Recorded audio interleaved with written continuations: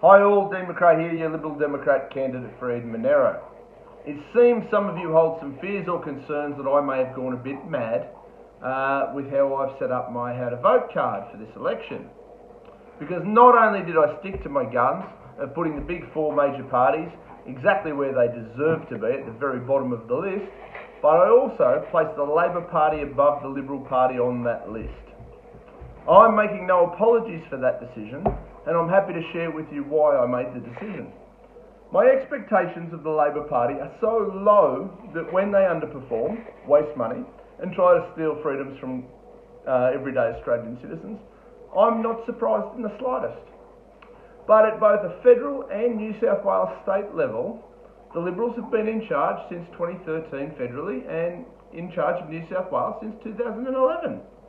And I've been continuously disappointed in a party who is willing to use the name Liberal in a manner not fitting for the policies that they currently promote. I will be clear. I naturally find that in theory, I have far more in common with the Liberal Party than with the Labor Party. But that only seems to be valid on paper, as the Australian and New South Wales Liberal Party do not seem to live by the values that they claim to espouse. A definition of classic liberalism is a political ideology and a branch of liberalism which advocates civil liberties under the rule of law with an emphasis on economic freedom. Our current incarnations of the Liberal Party cannot truly hold that mantle, and in recent times cannot even be considered a conservative party. I am told that there are some freedom-loving factions within this Liberal Party, but factions are a big part of the problem. And while allegedly they support mine and the Liberal Democrats' freedom and liberty-loving ways, they're afraid to speak out. Well, I'm sorry, but if ever there was a time and a need for people to stand up and speak out, it is now. We cannot blame the Labor Party for the state of things, as between state and federal chiefs, the Liberal Party have had a combined total of over 5,700 days in charge.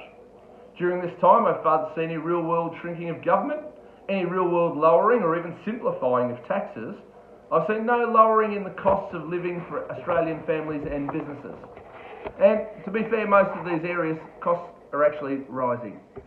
There has been no tangible improvement in nanny state nonsense. The laws, the lockout laws, King's Cross is never going back to its former glory. We have some of the most expensive gas, electricity and fuel prices in the world, and yet most countries would kill to have resources like ours. Climate change hysteria is somehow a top priority for ministers and members of the Liberal Party.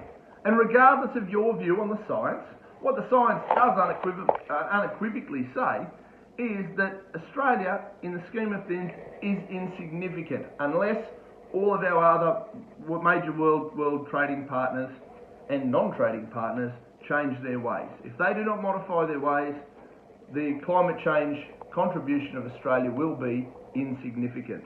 But somehow the Liberal Party is pandering to the panic, as opposed to leading our country and driving economy, manufacturing, jobs.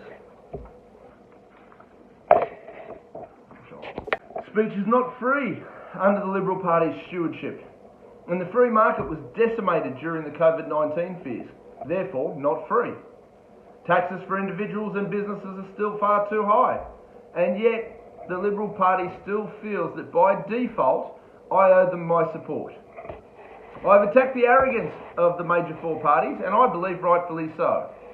But, to be fair, the Greens and the Labor Party are essentially very proud of wanting to steal our money and limit our freedoms, while the Liberal Party, on the other hand, tells us that they don't want to, won't perform these sort of things. They still do. They claim to be the defenders of these values of liberty and freedom that we hold so dear, yet I don't see it. I've tried to give you guys the benefit of the doubt, and I keep waiting for the penny to drop, but I fear that it won't. It is true that on paper we should naturally have an alliance. It is the Liberal Party, not the Liberal Democrats, that have forgotten their founding principles, and I hope that this decision on my behalf serves as a wake-up call for those in the Liberal Party who do claim to love freedom and liberty. But we're at the point where it's time for you guys to either put up or shut up, because if you don't, myself and the Liberal Democrats will stand for these principles instead.